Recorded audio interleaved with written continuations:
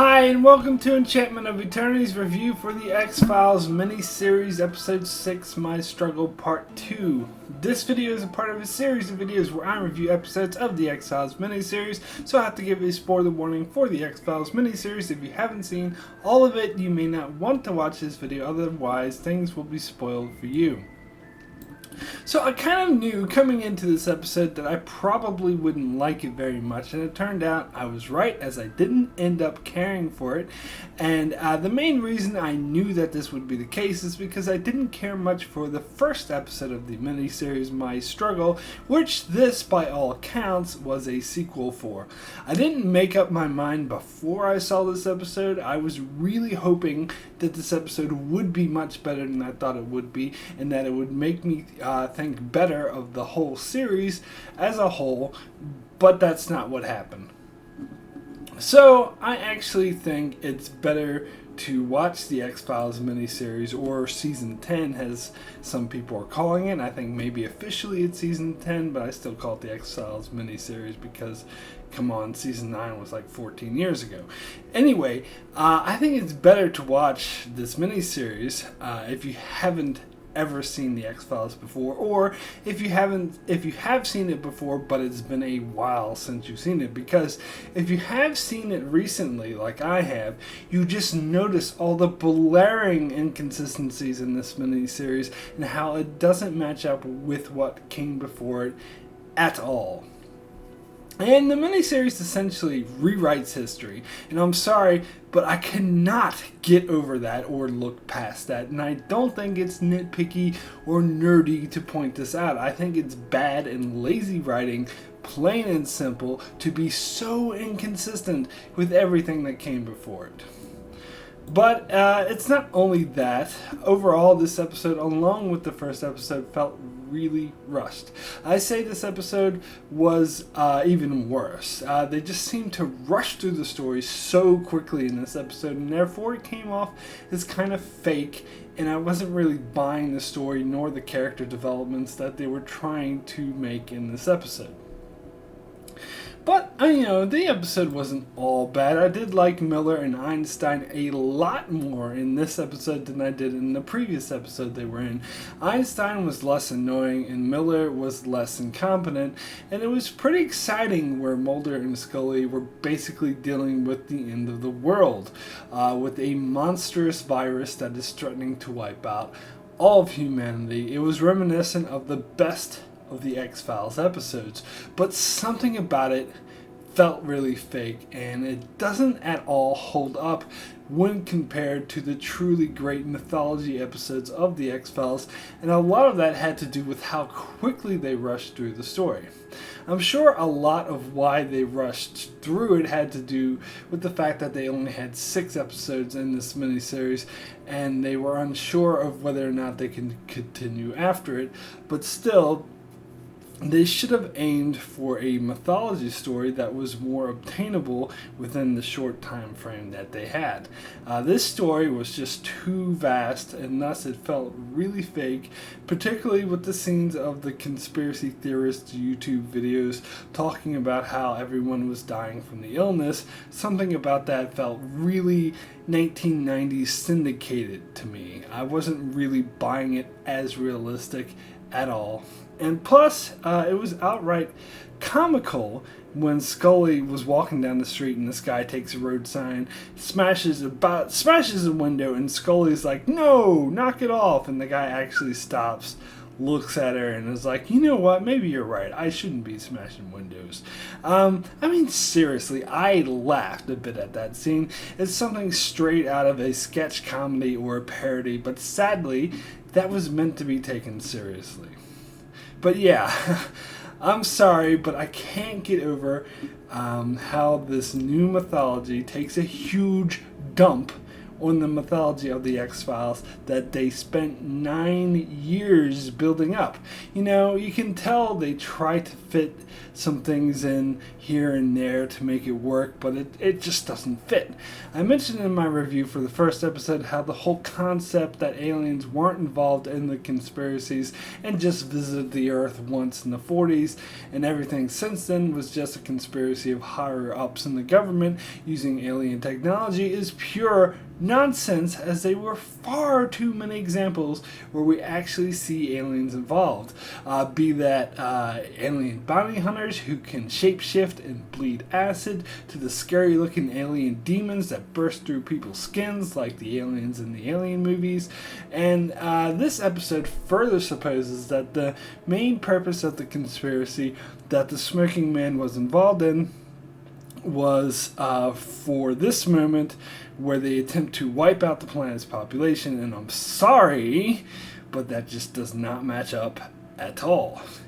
They explored the deep history of the conspiracy in the show, and if you're still confused about it, you can watch the final episode of the main series where they spell everything out very clearly for you.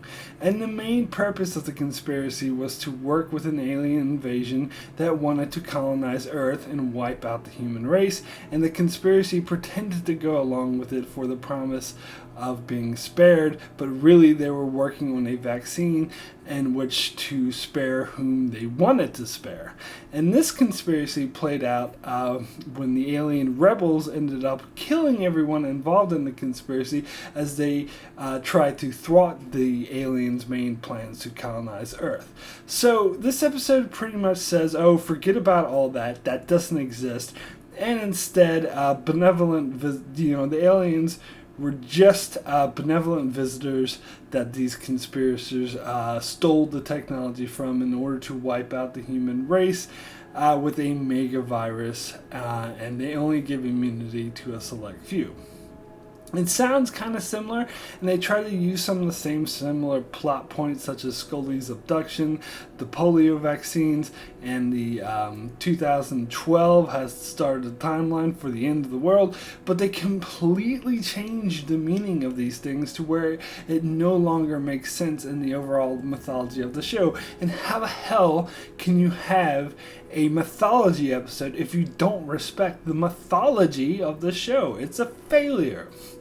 Those who aren't as familiar with the show may not notice it's a failure, but that doesn't make me nerdy for pointing it out. If a novel or other popular franchise like Harry Potter or Star Wars had a massive inconsistencies to the extent that it is basically rewriting and erasing history with no explanation, people would not be okay with it. And just because this happened over a long period of time in the show that spanned over 9 years and finished airing 14 years ago does not make it somehow okay.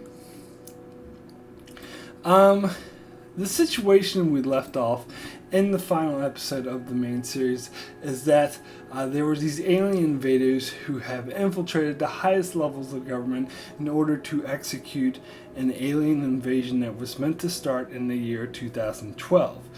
There was this guy played by Charles Widmore from Lost who was confirmed to be an alien who framed Mulder for a murder in order to have him executed because Mulder was on to them, and that's why I wanted to see the X-Files return, because they left that story in a cliffhanger. But instead of trying to resolve it, they tried to pretend it never existed and tried to rewrite it, which is complete and total nonsense, and I'm sorry, I just cannot get over that.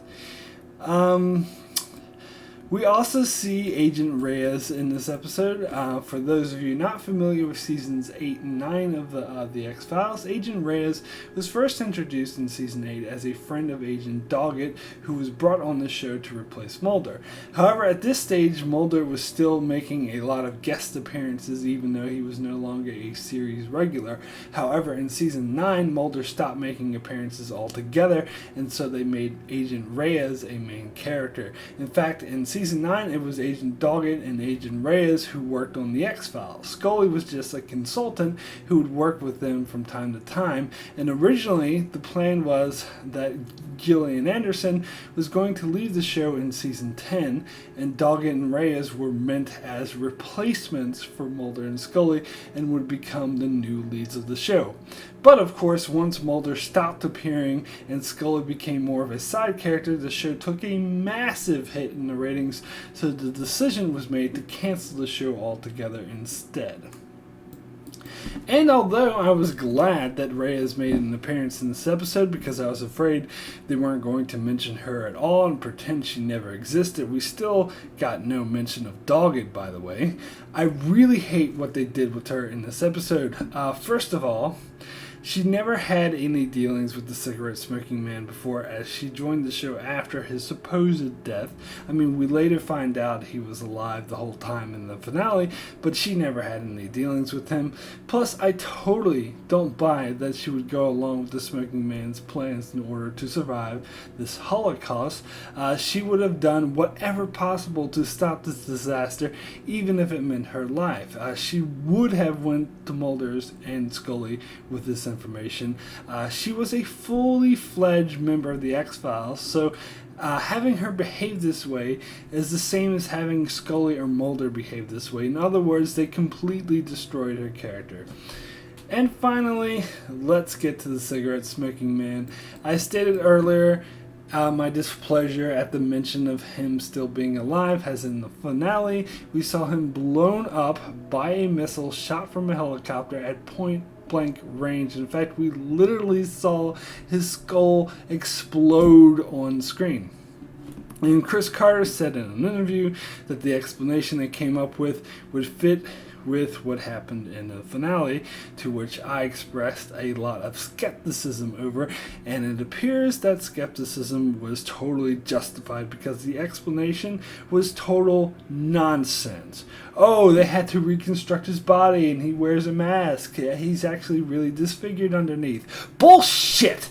We saw his fucking head explode. There's nothing left to reconstruct. This makes him come off as some sort of immortal, and he even talks in this episode like he is, and that he's some sort of god or something like that. And I'm sorry, but this is some cartoon level soap opera bullshit right here. It's complete nonsense. They obviously just like the villain too much and are coming up with lame ass excuses to bring him back to life, and it's just getting beyond ridiculous. And of course, they decide to end the whole miniseries on a cliffhanger. When they're uncertain of whether or not they'll be able to make more episodes, and I think the only appropriate response to the creators for doing this is fuck you. If history is any lesson, that this cliffhanger won't be resolved for another 14 years, where they'll just write it off and try to rewrite what happened here and pretend it never happened anyway. Makes me wonder why the hell I even bother watching this show in the first place if everything is just going to be made moot anyway in the future. But seriously though, this was a kind of a pilot, and it did do well, so it's very possible that the X Files will return as a regular ongoing series, but it's uncertain if David Duchovny and Gillian Anderson will be willing to commit to that. And if they're not, and they try doing it without them, I would ask the showrunners, have you learned nothing from seasons 8 and 9? I will cover this more on my overall review of the X Files miniseries that I'll do next week. But I do hope the X Files returns, but they need to fix the issues with the mythology because at the moment it's a total mess. So my rating for my struggle 2 out of 10 is a 3, very poor. This was an exciting, edge of your seat episode, and it was great seeing Scully race against the clock to save the world, and I thought they used the characters of Einstein and Miller nicely, but even if I were to overlook the blatant inconsistencies with the mythology that came before, the story was far too rushed, and they overdid it with the end of the world stuff, and it just came off as comic bookish and fake. So that's it for my review for My Struggle Part 2. As I said, I will do a review for the X Files miniseries overall next week, and I may be doing a discussion video with Josh from Geek On Review on the X Files this weekend over on his channel. Although I'm not completely sure on that, but last we spoke, he seemed pretty keen to do that, so keep an eye out for that. And also join me this Wednesday at 6 p.m. Eastern Standard Time in the US for my live Q&A, where I will answer viewers' questions on any topics, just as long as it isn't Game of Thrones related. So if you want to ask me about the X Files, Star Trek, Better Call Saul, The Walking Dead, or whatever, just leave a comment below, but begin your comment with Q&A so I know it's meant for that video. Such comments won't appear in the comment section and instead will be saved for that video. And come join us live in the chat to ask me more questions if you like, and make sure you subscribe so you can keep up with all that. And thanks a lot for watching.